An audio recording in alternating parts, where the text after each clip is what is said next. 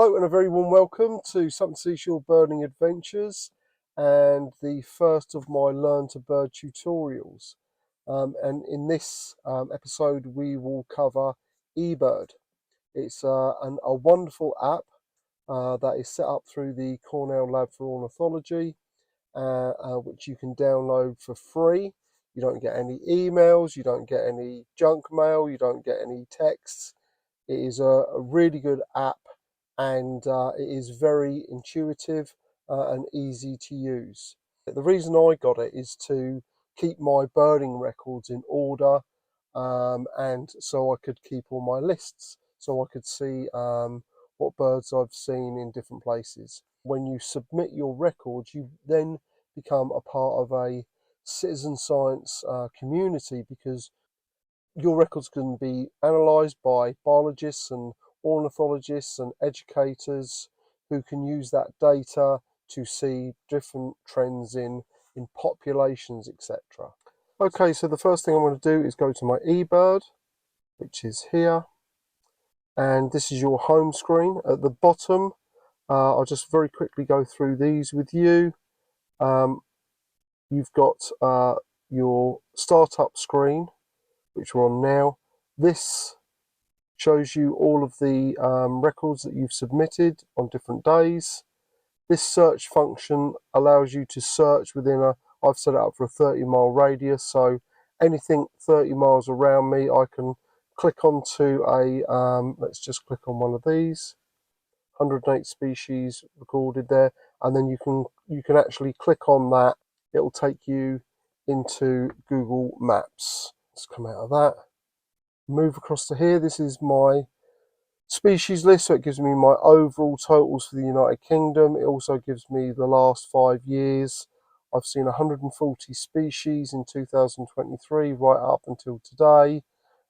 This time last year I'd seen 122, and if you see over to the right hand side, that shows you my total for 2022. That was my big year, which you can actually see in my videos on my channel. So let's just go back to the home page. So it's the 10th of April 2023. I've got my record track turned on, so this will give me a map. So let's go birding. So I'm going to start my checklist, and that's it. I'm not going to touch this now. I'm just going to go birding. I'll catch up with you in a few minutes and we'll have a recap. Well, the sun has decided to come out. It was absolutely terrible about an hour ago, pouring with rain, but it's not too bad now.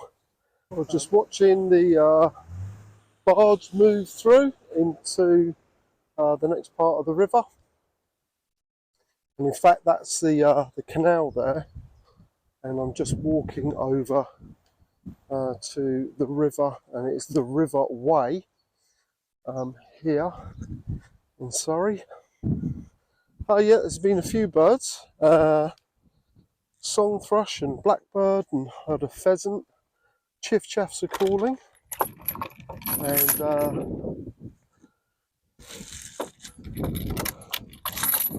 had a few mallard down along the river there, and I'm just cutting back along. So I've come along the towpath of the canal, and I'm walking back along the edge of the river. They sort of, at this point, they kind of run parallel. It's a little bit muddy underfoot as we've had a little bit of rain, but hopefully I'll be able to navigate it.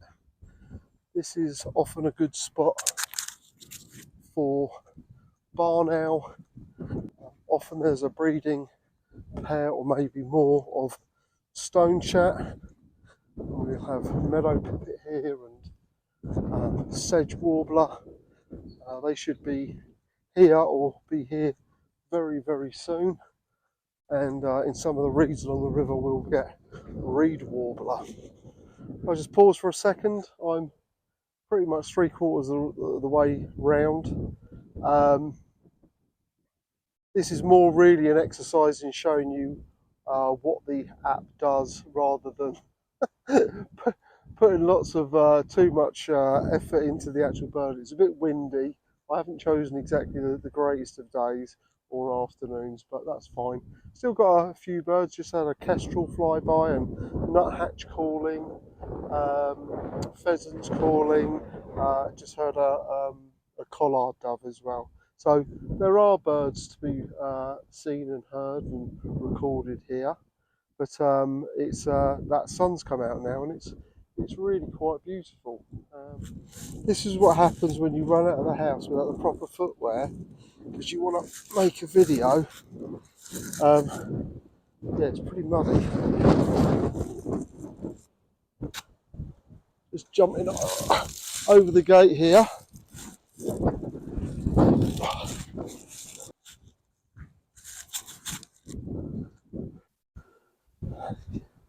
Yeah, this is going to go wrong. I'm not even going to attempt to try and go over that. This eBird is not just for birders. Um, it is for anyone. It is for everyone. It's a great way to get involved even at a very low level, because you know, if you're out for a walk or just in your garden and you're noticing birds, and it's sort of something to do in the background, and it doesn't take a lot of effort, and you know, become part of the community. You don't have to be carrying binoculars all over the place, or telescopes or cameras. You can just be out doing your thing, and if you notice a few birds, then just report them. But I promise you, it is a bit addictive, because all of a sudden you're like finding reasons to go out so you can turn your eBird on, and but that's okay too. I'm just trying to get through this really, I can see a lot of mud ahead of me, just to get back to the car.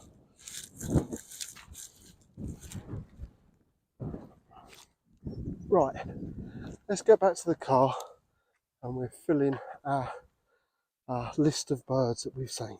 Okay, I am back at the car now, so let's just get into our app.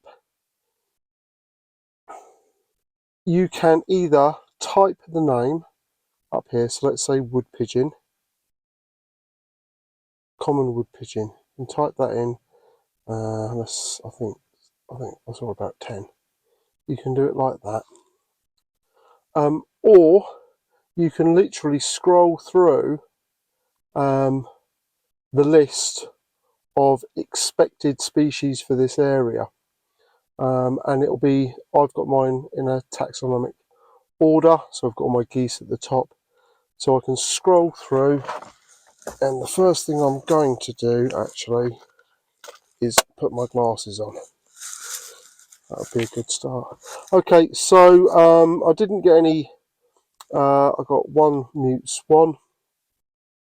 Go through ducks, so I had, so you can either, let me just come out of that, you can either add mallard by just pressing on the plus sign, or add birds, or you can actually click on it, and let's say I've got about 8. So you can click in 8. If you wanted to add 2 more, you just press that twice, and you can add. So let's just take that back to 8, and then scroll through. So I've got, I know I didn't get any more ducks, I didn't get any grebes, I got wood pigeon, I did get collared dove, I had at least 2, no finches, and I got a calling reed bunting. Okay, so that's all the birds that I noticed on my walk. So I'm going to stop that, and then stop track yes. Okay, so one observer, I was 33 minutes on my walk, and actually let's just click on that. So that shows you the walk I've just done. Is this a complete check list of the birds you were able to identify? Yes. Okay, I just want to bring your attention to something here. Just above the observer's word there is a drop down box, and in it at the top it says travelling, stationary and incidental. The route that we've just done comes under travelling, and this is normally the standard for when you've got the GPS on and you're actually moving. The second one down is stationary, so a good example would be something like a hawk watch, or maybe you're birding from your favourite hide, or possibly birding in your garden. An incidental is where your main activity is not bird watching. You were out and about and you've noticed a bird. A sparrowhawk flew over, or you saw a red kite, or you were in town and you noticed a peregrine taking a pigeon. Anything that you feel worthy and notable while you're out and about, you can record on your phone as incidental. So the next thing we want to do is choose a location. So you just click on that. And so it's already down. There's a couple of, here it's got paper caught water meadows or paper caught marshes. I always go under paper caught water meadows. Use this location. Yes. You can actually add, if it hasn't got anything that comes up, because that really, it will find hot spots to where you're birding. If you're birding in your garden or birding in an area where there's not a hot spot, you can actually just add a location, and you can give it you can give it a personalized name for yourself. You can have your account completely private and only share it with eBird, or you can have it public. I have mine public because I don't see any reason not to. And so the last thing we have to do here is submit, and that's it. Okay, I'm back at, I've finished submitting my record now, and I'm going to head home, and then we can look at those records on the computer. Okay, this will be your home screen, and we'll just go over to My eBird. Okay, there are lots of different functions on this. The two that I'm going to go through with you very quickly is first of all your profile. This is just basically a brief introduction to yourself. You can have this set up, or you can have it as private. You don't have to have this public. Just go back to My eBird. And the other little thing I'd like to show you here is trip reports. This is a fantastic function. I love this. This is where that you can list all of your trip reports in one spot and have all your photos, your text, your audio, everything together. So let me just click on one of these, give you an example. Okay, this is my trip out to British Columbia, Canada in 2017. So it just shows you all the areas where I birded, all the checklists and all my photographs are in one spot. So it's a really, really nice feature. So let's just get back to My eBird and the main page. So if you just come over to here, this is the latest checklists, and this was from today. So if we click on that, that lists all the birds that I listed on the app, and you can actually go into here in this function here. You can edit species, so you can add or subtract depending on what you need to do, and this shows you the map, the route that we took during that walk along the river.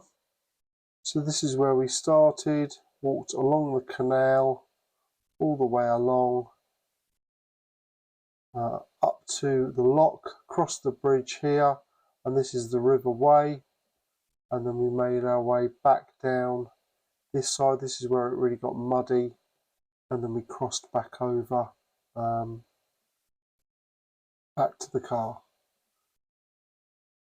Okay, and that's it. That gives you, that's your your list all there. It gives you the county, so it has a hierarchy. So eventually I'll be able to look at how many birds I've seen in Surrey, or how many birds I've seen in England, or how many birds I've seen in the UK, or how many birds I've seen at paper caught water meadows. And yeah, it's a really great function. I'll go over some of these other tabs in a different video. Anyway, I hope that is useful for you, and good luck, and enjoy your birding.